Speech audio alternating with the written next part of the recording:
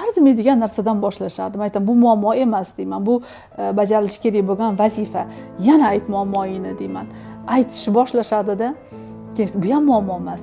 Qarashsa muammoni o'zi yo'q. Muammoni o'zi yo'q. Nimaga keldinglar? Nimaga? Chunki buni asabi buzilganda ayol tinch bo'lmagan, ayolga e'tibor kerak bo'lganda er e'tibor bera olmagan. Men savol beraman, mana diniy, dunyoviy bilimga ega bo'lganligim uchun, xo'p, ayolingiz talab qilyapti sizdan. Keling shu diniy ko'radigan bo'lsak, qancha nafaqa ajratasiz ayolingizga? Desam, so'raganda beraman. Yo'q, so'raganda beramanni aytmang menga. Siz so'ramaganida 3 ta farzandni kiyintiryapti, yuvdiryapti, ovqatini qilyapti, uyingizni yig'ishtiryapti, ota-onangizni xizmatini qilyapti, sizni xizmatingizni qilyapti. Qancha nafaqa ajratasiz desam, ajratmayman deydi. Nimaga deyman? Ayolingga nafaqa ajratsang, bu o'zini mayda-chuyda ko'zga ko'rinmaydigan xarajatlari uchun xursand bo'lib ishlatadi-ku. Bu xursand bo'lsa kuchga to'ladimi? Seni yana ham yaxshi ko'rishni boshlaydimi? Sen kelsang, seni ko'rib ko'zlari yonib qoladimi? Ana shuni o'zi mehr muhabbat uyg'otmaydimi? Ota-onaga pichoq ko'taryapti. Ota-onaga qo'l ko'taryapti. Men juda ko'pini guvohiman o'zi. U virtual qaram. Bu endi kasal. Eng ko'p qismi telefonga ketadi. Qaramlikni kasalliklar klassifikatoriga kiritdi. Telefoningni tortib olsa, mabodo telefoningni olib qo'ysa, 3 kun chiday olasan, siz yo'q, men telefonsiz yashay olmayman deydi. U virtual qaram. Endi butun jahon sog'liqni saqlash tashkiloti telefonga bog'lanishni, qaramlikni kasalliklar klassifikatoriga kiritdi. Bu endi kasal.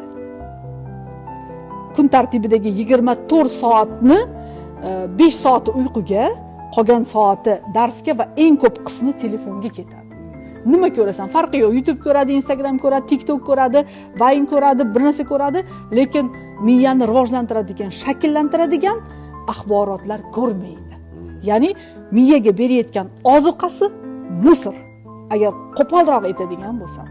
Ya'ni biz hamma musorni miyamizga joylayapmiz va kechirasiz, bu ong ostida saqlanib turadi va ma'lum bir davrdan keyin ishlab beradi miya uchun. Aslida pedofillar ko'p, faqat biz ularni ko'rmaymiz. Biz ularni tanimaymiz, chunki ular bizning yaqin atrofimizdagi yurgan insonlar. Uka pedofil bo'lishi mumkin, opa tan olmaydi. Qarindoshlar o'rtasida jinsiy zo'ravonlik qilishga moyil bo'lgan shaxslar bor. Biz uni qabul qila olmaymiz. Biz unga ishonamiz, chunki u bizning jigarimiz, u bizning qarindoshimiz degan tushunchalar bor.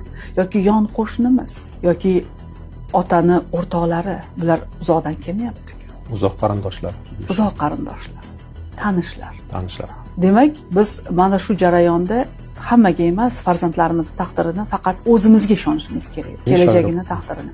Chunki juda ko'p jinsiy zo'ravonlik qurboni bo'lgan yigitlar bilan gaplashganimda, ularning ichida juda katta xafagarchiligi bor, alam bor, iztirob bor. To'g'ri, hammasi pedofil emas, lekin o'shalarning ichidan chiqadi shular. Ya'ni juda ham psixikasi kichkinaligidan dars ketgan bo'ladi. Chunki o'sha azobni u o'tkazdi boshidan. Buni hech kim himoya qilmadi. Ota-onasiga ayta olmaydi. Ota-onasiga aytishda ota-ona eshitmaydi bolasini-da. Mana shu holatlarda u sekin-sekinlik bilan o'ch olishga o'tadi.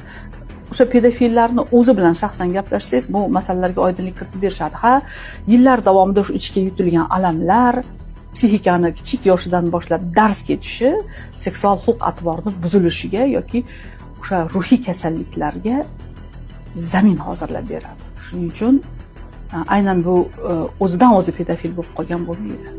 Tagida juda katta sabablar bor. Va biz hammamiz buni bugun bilishimiz kerak. Ijtimoiy tarmoqlarda juda ko'p ko'rdik oxirgi paytda. Men qizil bayroqman degan qizlar ko'p. Shular qanaqa fikrdasiz? Bo'ldi, men peshonamga bir urdim-ku. Ota-onasini sho'ri u qizil bayroqlar. Nega? Sho'rda ular. Qizil bayroqman. Birinchidan, bizda o'zbek qizlarimiz hayosi, ibosi, iffati, nazokati bilan go'zalda. Va qizil bayroqman deganda har bittasini gapini qayta eshitib chiqdim-da.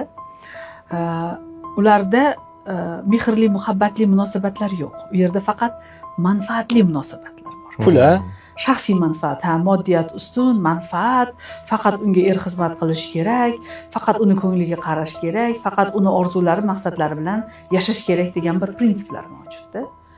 lekin bizni yigitlarimiz hali juda bir ongi zaharlanib ketgan-yu, yugurib yetib bormaydi u qizlarning orqasidan. Bular ham o'sha oila qiladigan, er-xotin birlikda o'sha oila qadriyatlariga amal qiladigan, farzandlarini dunyoga keltiradigan qizlarni qidiryapti.